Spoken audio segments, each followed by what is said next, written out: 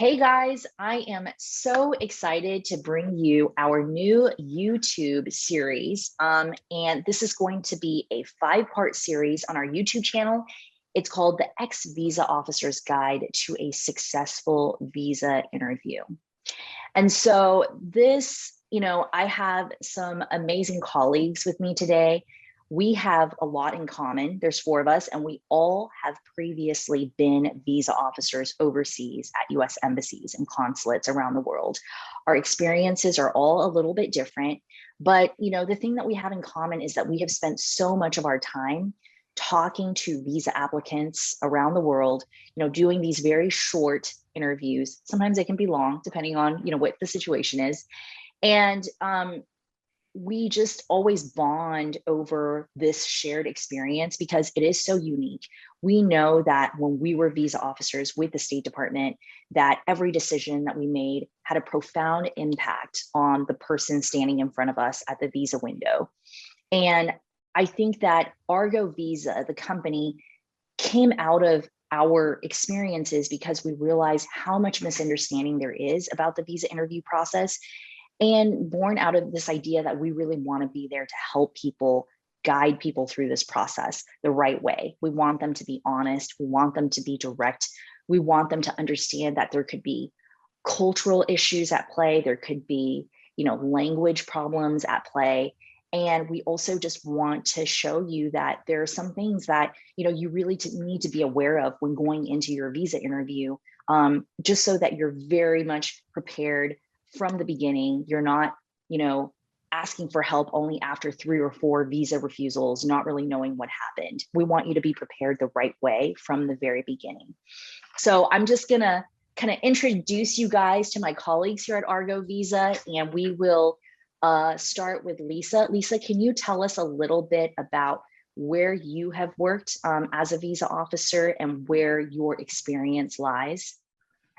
Sure, yeah, I was a consular code officer with the State Department for nearly 15 years, and I served as a visa officer during that time in Sri Lanka and as the immigrant visa chief in France. I also worked a little bit in the office that answers LegalNet inquiries, so I have experience on that side of things as well. And thank you for having me. I'm happy to be here. So glad to have you, Lisa. And Maggie, why don't you go next? Sure. Hi, everybody. I worked for the State Department for a little over 11 years, and I did consular work during that time. I was a visa officer at the American Consulate in Mumbai, India, and also at the American Embassy in Poland. Thanks so much, Maggie. I'm so glad to have you here. And David. I'm David. I was a visa officer in Northeast China for 2 years, where I did about 30,000 visas. Did a couple of visas in Estonia as well. And my experience was really in looking at how to make visa officers make better decisions for the applicants. That's really great. Do you still remember your Chinese? Just a little bit. Just a little bit. Okay, great. And so, I think today's session, and also I'll just jump in a little bit with my experience. I have interviewed probably over 100,000 visa applicants. I don't know if I have everybody beat here. It's a little bit embarrassing to admit that number because that is a lot of visa interviews. And I previously worked at the US Embassy in Beijing, China, and then finally at the US Consulate in Mexico. And then my last tour was at the US Consulate in Hong Kong, where I spent some time managing the immigrant visa unit. So I have experience in, the temporary visas, like your tourist visa and your student visas and your employment-based visas like H-1Bs and Ls, but I also have some experience with green cards, as does Lisa. So as you can see, we all sort of have a variety of backgrounds, a variety of experiences doing, temporary visas and green cards. And, all of us are a part of this company called Argo. And so if you have any visa problems, if you've been denied before, but you don't know why, you can sign up for a consultation, and our platform will actually select the best officer that matches what you need help with. So if you are someone who is applying in India, for example, you might get connected with Maggie because she has worked in India before. If you're someone who is applying in China, and you might need somebody who knows, some Chinese, you'll probably get connected with me or with David. And if you're someone who, is in the European Union all the time, you're in France, you might get connected with somebody like Lisa. So we're all officers for Argo, and we're all former visa officers. And now what we do is we try to make your lives a little bit easier. We try to help you be prepared so that you have more peace of mind, you have more confidence going into your visa interview, and that you don't have to, go on internet forums and get bad information that could actually really hurt you in the visa process. And so today is really more of an overview on, how a person should prepare before their next visa interview. And I guess we can really, unpack this and break this down into two groups of people, right? There are people who are applying for their next visas because they've been refused a visa before, or we could be talking to somebody, and we're actually getting a lot more Argo clients recently that are just applying for their visa for the very first time, and they want to be prepared. They don't want to make the mistakes that other people have made before and go back for a second interview because they weren't successful the first time. So let's start with that. For these two groups of people, say you're someone applying for a visa for the very first time. What do you guys think? I'm just going to throw this out to you. What do you think are some things that they should be thinking about to make sure that their very first interview is successful and, just something that they can get through really quickly so they can reach their goals in the United States? I think the very first thing that any visa applicant should do, regardless of whether or not they've applied for a visa before or not, is to check the requirements of the visa and make a list of how you meet those requirements, your personal situation, and the evidence that you have that you meet each and every one of those requirements. And then once you have a list of kind of, positive things working in your advantage in terms of qualifying for the visa, then maybe trying to hone that down to the 2 or 3 things that you absolutely want to tell the visa officer during the interview. I think what catches a lot of people off guard is how short the interview actually is and how little opportunity there really is to speak. And so you want to have really clear in your mind what the requirements are and what the 2 or 3 things that you need the officer to know about you that demonstrates that you qualify for the visa. So, before we even start to talk about complicating factors like prior refusals or maybe some concerns that you don't meet the requirements for the visas, the very first thing to know is what are the requirements and what evidence do you have as of now that meets those requirements. I think that's such a good point, Lisa. And I think starting, going back to the very basics, what are the things that you're going to have to, prove? What are some things that you want to bring up? And I think, do you feel like, I think one of the things I used to encounter as a visa officer all the time is I would get a lot of one-word responses from applicants. The first question I usually ask is, why are you going to the United States? If it's somebody applying for their student visa, usually they'll just say, study. What do you guys all think about that kind of response? I think it's important to remember that the visa officer is judged mostly on how quickly they get through their cases and not necessarily on how well they decide. And so if you give them something that's obvious that they know already because you're applying for an F1 visa, you've just wasted their time and just increased their frustration level the tiniest bit, which is not good for you. So if they give you an opportunity to speak, you want to answer the question succinctly and get in something positive about your case. So for example, rather than going to study, I'm going to Boston to study mechanical engineering at this university. That gives them more information. It is all positive information and it doesn't take a lot of time. You're not going off into some rabbit hole about like, oh, because my cousin was there and he studied there 8 years ago. The visa officer doesn't have time for that. They just want to get the answer to the question and move on. That is such a great point, David, especially this, taking a few concrete chunks of what you want the visa officer to know, answering their questions directly, not giving a one-word response that they already know, but giving additional information that could be positive to your case. I totally agree with you. And that's one of the strategies I use during my Argo visa consultations all the time, is helping people figure that out. And so would you say, okay, so one-word answers are not good. what about people who like to, they just have a lot to share and they want to tell you everything? I feel like I've had clients who literally are like, I want to be so honest with the visa officer. I'm going to tell them about like my grandparents' situation and my aunt's situation and my cousins. I mean, how do you guys feel when visa applicants come to you and they just have so much to say? Like, what would be your advice for those people? I think my advice would be that people should prepare for their visa interview and sort of edit themselves in a way that really helps them to come across in a concise way to give enough information, but not too much.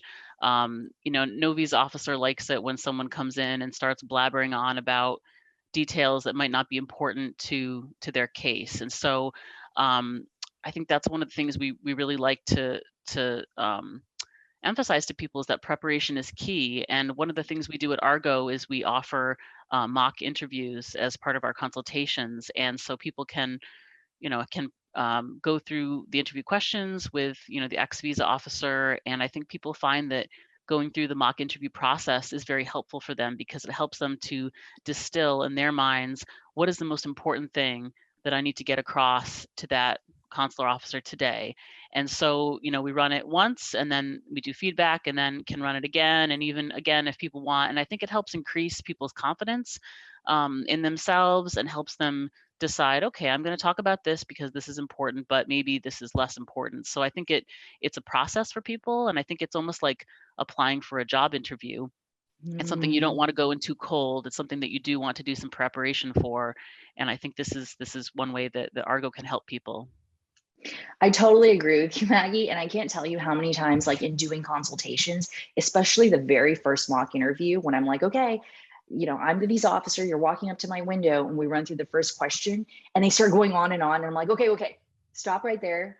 We're not going to say any of that. That is just way too much information. A lot of it is irrelevant. We're not going to start that way. And I feel like setting the tone for that visa interview is so important, that first question, answering in a way that is direct and concise. I feel like concise is a word that I've heard from, more than one of you about how important it is to keep it short, not too short, not like a one-word answer, but giving some information, but not too much. And if you're someone who has questions about this, feel free to send us an email at hello@argovisa.com and we can share with you how we can help.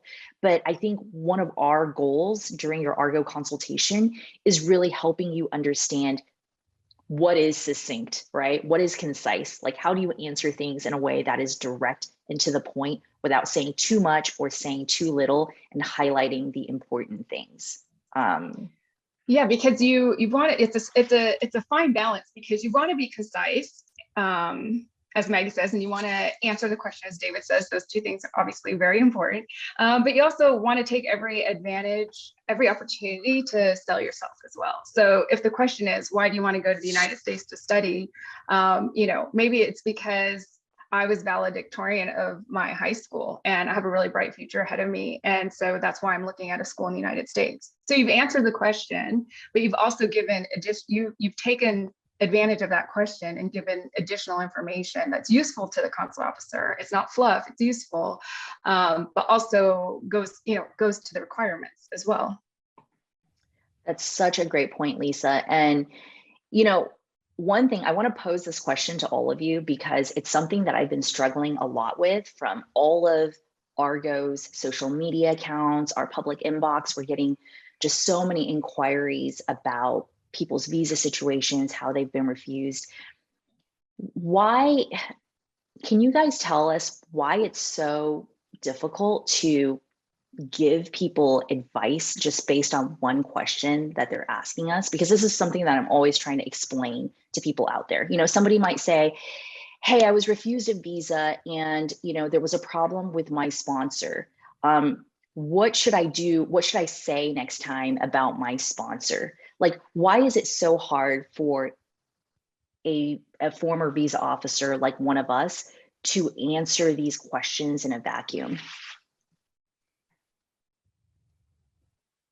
I think it's because oftentimes the best answer isn't the first information that our clients are thinking to give to us. And the more we know about our clients, then the more we can help them weave together a story that makes sense. Because when, as a client, you're giving information piecemeal, it doesn't always make sense to the visa officer. And so, whether it be cultural differences or communication style, like we're trying to help the client like explain why their application for this particular visa or making this particular trip to the US makes sense. And so the more we know about the client, I think the easier it is for us to help them put their best foot forward.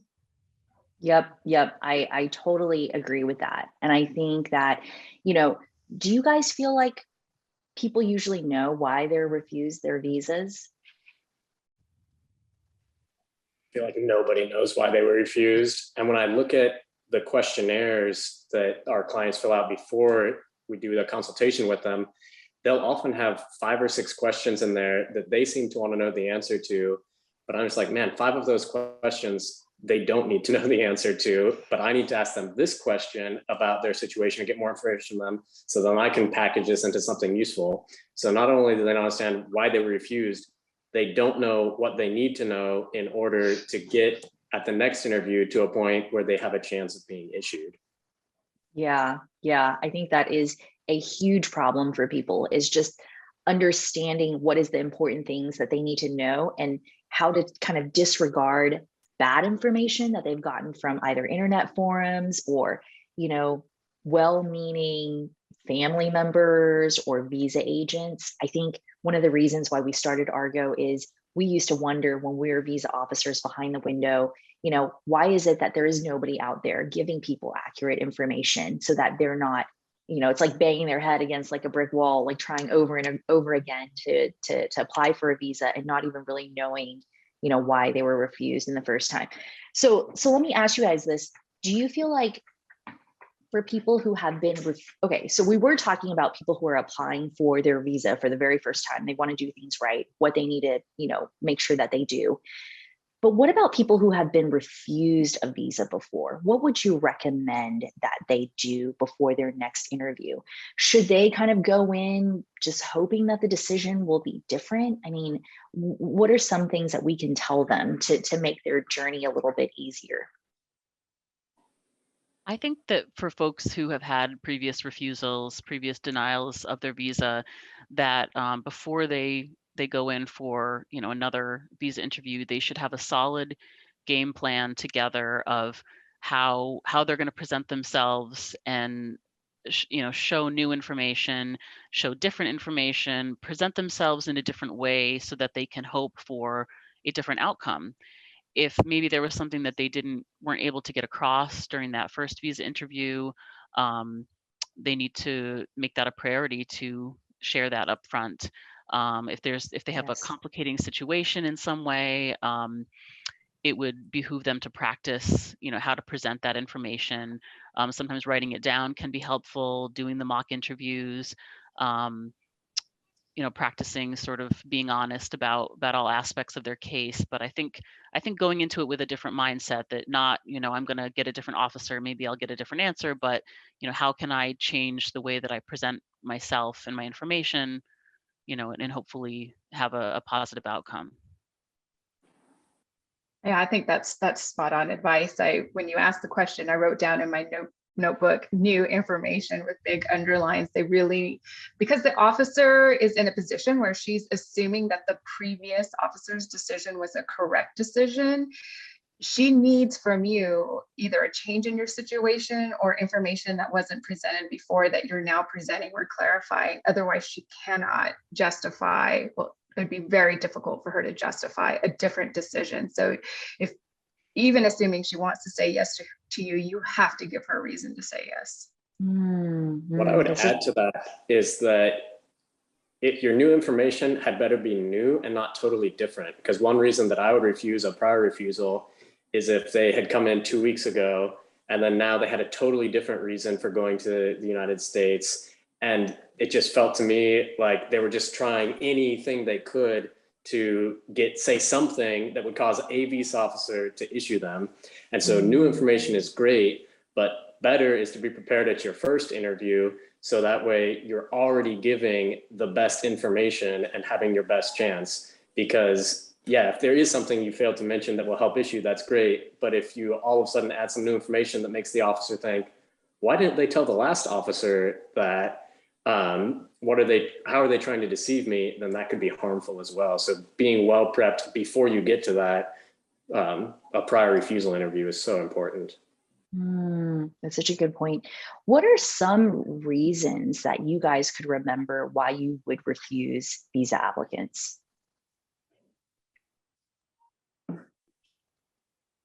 I mean, the most one, right? Yeah, I mean, I think it's true probably for all of us. The most common category of visa that we interviewed was the B1, B2. And, you know, with that category of visa, you really have to satisfy the requirement that you're going to return, or at the minimum, you're going to leave the United States after your trip. So it's demonstrating those ties either to your home country or to another country that is, I think, the biggest thing that would trip applicants up, because they were so focused on talking about why they wanted to go to the United States. They forgot to focus on the real question in our minds, which is, why would you leave the United States after this trip? Gosh, that's such a good point. That's so true too, because I think people want to say, hey, these are all of the places that we want to travel to. Here are my plans there. And I think when visa officers are asking those questions, they're also wanting to know more about you. And sometimes, you know, when we're asking you questions, we're really trying to understand why you would return to your home country, even if that's not what we're specifically saying to you. So what you're saying to us is going to help us paint a picture for understanding your life. And I feel like all of our decisions are based on understanding the totality of your circumstances, your full life situation, not just be, you know, due to the last question that we asked you before we refused your visa. Because I feel like so many clients are like, so many visa applicants are like, oh, the visa officer refused me because they asked me if I had any family in the US and I said I had an aunt, so that's why they refused me. When really all of the other questions that you had answered before, they're building on this bigger picture of who you are as a person and whether or not you're somebody that you know, the visa officer feels is trustworthy to, you know, give a visa to, and they would go for their trip and then be able to come back. Going to the trustworthy thing, if I caught a visa applicant lying, then almost all the time that just ended the interview right there. Because again, I want to get through these quickly. And if you're lying to me about something that I can detect in this 2.5-minute interview, then I just assume you're lying to me about your purpose of travel, and it's just game over. So you just have to be honest about everything. Although there's some things you obviously want to emphasize more than others in that.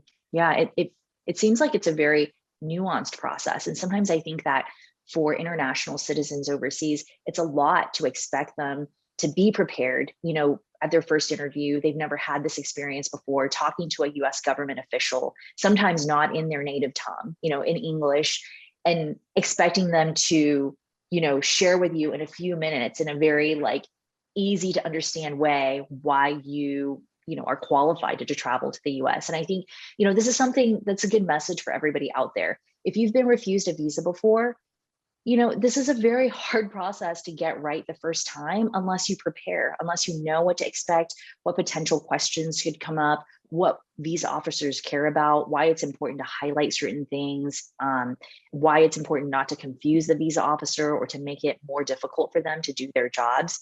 And so, yeah, if you've been refused before, we totally get it. It's a hard process.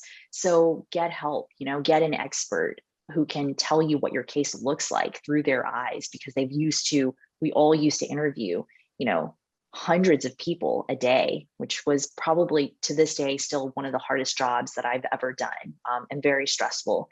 And, you know, I would say almost all visa officers I know really try hard to do a good job, and they want to make the right decision, and they know how much this could impact your situation, but you have to help them, and you help them by being prepared to give them the information that they need to see so they can make an accurate assessment of whether or not you qualify for that visa. And I've had to be really frank with clients before and say, you know what, listen, we've been talking for 10, 15 minutes, and it's not making sense to me. And if it's not making sense to me after 15 minutes, it's definitely not going to make sense in the 2 minutes that you have. Like we need to, narrow the information down, or really focus on the key facts here, because right now it's just not making sense. So we will give that kind of feedback to clients if we need to. Yeah, absolutely. Do you feel like visa officers see things through an American lens? Absolutely. Yeah. I mean, yeah. Go ahead, Maggie. Yeah, I think, visa officers are trained, of course, to a certain extent in languages and cultural contexts of the country they're in and all of that. But, visa officers are all American citizens and have generally grown up in the United States. So they do see things from an American point of view. And I think sometimes that can be challenging for applicants, that sometimes things can get lost in cultural translation when it comes to understanding each other. And I think that's another way that Argo can help too, is to have you present your situation, your life circumstances to an Argo officer, and that officer can help you sort of distill that and sort of say, well, this is how an American officer would view that situation. So yeah, because we all sort of have our biases.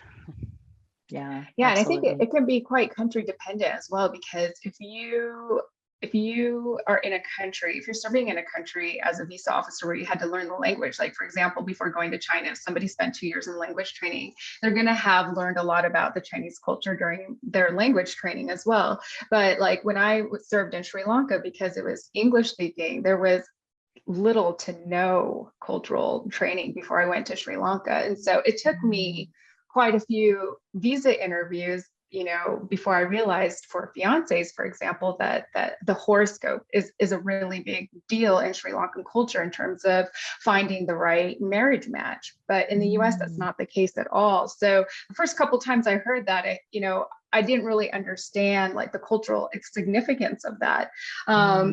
We had a client who was getting married, but she didn't have an engagement ring, she didn't have a wedding venue picked out, she didn't have a dress. And these are things that in the American culture are a really big deal when you're getting married. So definitely, I think we can serve as kind of, a cultural bridge with our clients. If, for example, we have a client that's talking about the horoscope and we've never heard that before, we can say, hey, listen, as an American, I don't really understand this. Can you explain it? Okay, this is how we should explain it to your consular officer for your visa interview. I think that's such a good point, Lisa. And, I think it's a good way to, have clients be able to see how an American in general would perceive that situation, an American officer, and how they would make that decision. And it's so important because I think sometimes visa applicants and clients don't really know what they need to highlight, and so this is something that we mention all the time. We've been talking about this, like, oh, these are the positive aspects to your case that you need to bring up. How does somebody know if something is positive or relevant or something that they need to mention at their visa interview? I feel like that's so hard to answer without actually talking to the person.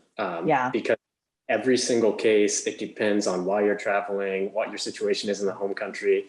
So to give an example, if the person is elderly, that's basically, oftentimes that's all you need to know, right? Like elderly people don't like to move to new countries and stay there for a long time.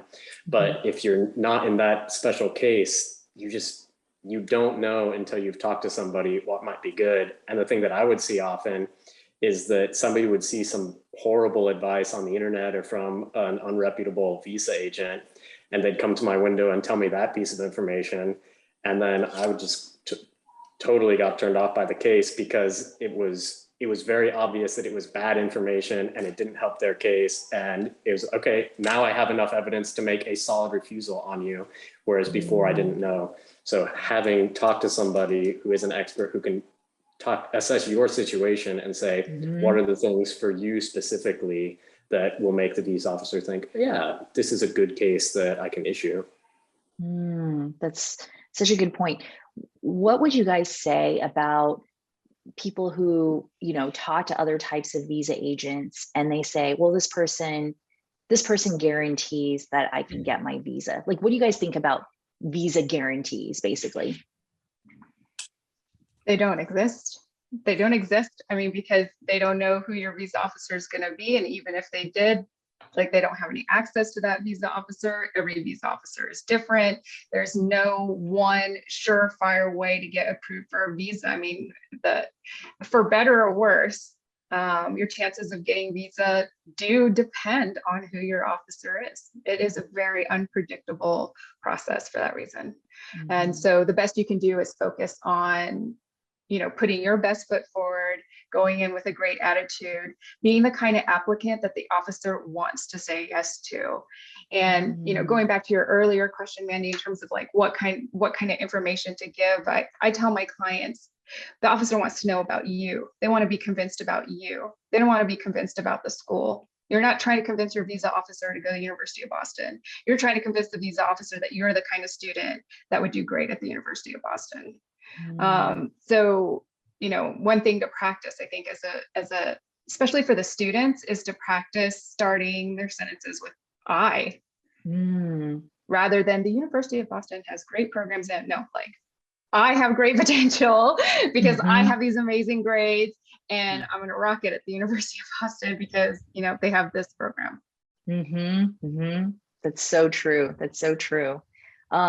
What about memorized responses? I feel like there's been a lot of students coming through recently that do have these, something that they've been practicing for quite a while on, what to say to the visa officer. What do you guys think about those responses? I used to see this a lot in India, especially with Indian students. And I think, there's a few different things sort of behind it. There's so many myths that are out there that, this is what you need to say to the visa officer in order to get approved. And there, I think people are down to nerves as well. It's a very nerve-wracking situation to go to the consulate or embassy and go talk to a visa officer. It's quite, a high stakes thing. So I think, some visa applicants, especially students, think, well, if I memorize a speech, something about my university, my college, and then I will tell them what they want to hear. And I think one of the things that I like to tell clients is, there's no magic bullet when it comes to, your visa. There isn't any magic words that you can say that will, there's no right answer. It's just down to you and your qualifications and yourself as an applicant. So, the canned speeches, the memorized speeches, those are a big no-no. It doesn't seem genuine. It just seems like I say to students, the visa officer does not want to hear about your college and you reading something off the internet. If they want to learn about your university, they can read about it themselves. What they're interested in is you, just like Lisa said. They're interested in you as an applicant and you coming across as genuine, in your qualifications. So I think that, things that are overly rehearsed really don't come off very well to visa officers. I think that's why it's one of the reasons the service we provide at Argo is so unique, is because it's one way to prepare without being over prepared, if you know what I mean. I think you could spend days and days online reading about other people's experiences, absorbing all kinds of bad advice that's out there, worrying about things that you really don't need to be worried about. Or you can, have a 30-minute or 1-hour consultation, see if there is anything that you need to be worried about. And if there is, then, what to do about it. And that's it. Then the best thing you can do is go in, confident and relaxed and yourself. I think anybody could easily scare themselves by going online and over researching. It's like going on, WebMD and convincing yourself you have cancer when you just have a headache. Yeah. I love that. And so for all of our students out there that are going to have visa interviews soon, we are still in the middle of a pandemic, but I expect that travel will probably increase next year. People will need visas. Do you guys have any sort of, general advice that you would give to everyone who will have their visa interviews coming up soon in the next year? how should they prepare? What are some things that you think would help them be successful?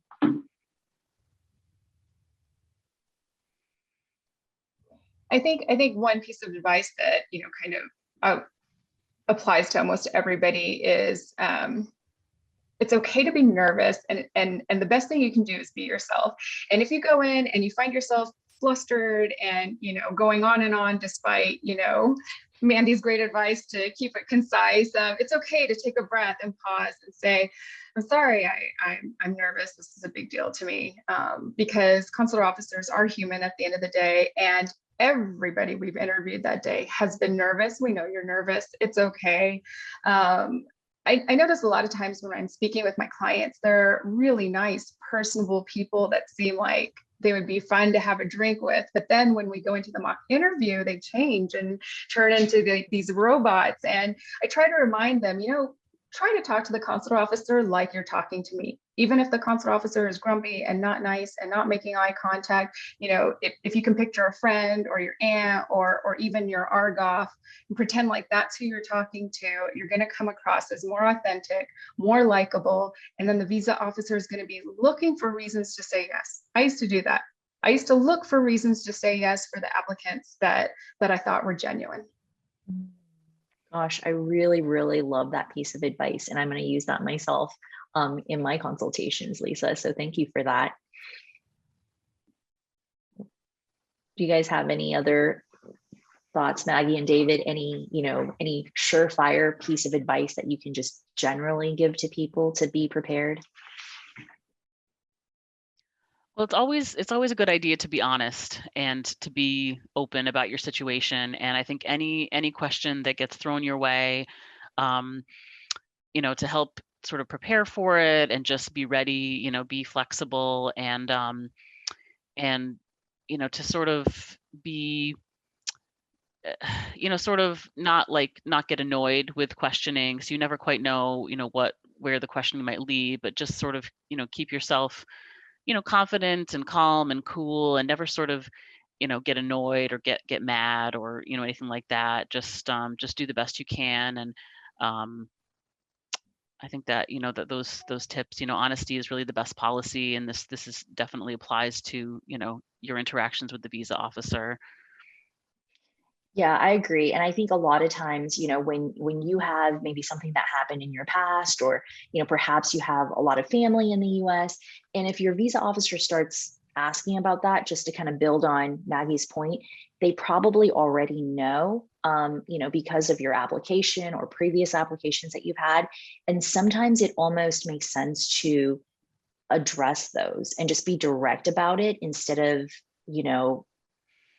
answering not truthfully, telling a lie. It's always better to be honest and to be direct, because a lot of times these officers do have resources that will, they'll already have information about you, maybe from the application or maybe from, a family member's application. So it's important to keep in mind that when they're asking about those questions, they sometimes are also almost like testing you to see if you're willing to be honest with them. And so it's important to take advantage of those moments to be direct, be honest, be genuine, because just like David said in the past, if a visa officer catches you in a lie and they see that, then it's very easy for them to sort of dismiss everything else that you've told them, because they're not sure now what to believe in, because they know that you're somebody that would say something dishonest to them. So that's why it's so important to be honest and be genuine during your visa interview. It's all about credibility. Yeah, absolutely. At the end of the day, it really is about credibility and building that rapport with your visa officer, so that hopefully they, like Lisa, when she used to do her job, would find reasons to say yes. Because sometimes you get to a point in the interview and they start asking a lot of additional questions. Sometimes they're looking for reasons to say no because you're not prepared or you're too nervous, or there's just something that is making that visa officer hesitate about giving that visa to you. So you really want to make sure that you make the right first impression. And that's really what we do here at Argo. We're here to, listen to you, understand your life, help you succeed at the visa interview, really kind of give you guidance on this very nuanced process that's really not written down anywhere. You know, immigration attorneys, I feel like you have all the laws, you know, in front of them, and they're helping you decipher that. But a big part of this visa process, how we make these decisions, it's not written down anywhere. They live on in the brains of people like me and this panel of experts that have done this job for so long. And now we want to help you be successful, because we've seen what happens to people when they're not prepared, and we don't want that to happen to you. And so, like I mentioned before, you know, today is just part one of our series on how to have a successful visa journey to the US. So, you know, hopefully you'll join us for all of our other sessions. We might have other experts weigh in, but thanks so much to Lisa, Maggie, and David for joining us today to kind of share their insights. And we wish you, you know, the best of success at your visa interview in the coming year. And if you have any questions at all, or want to know how we can help, shoot us an email at hello@argovisa.com. So thanks, everybody.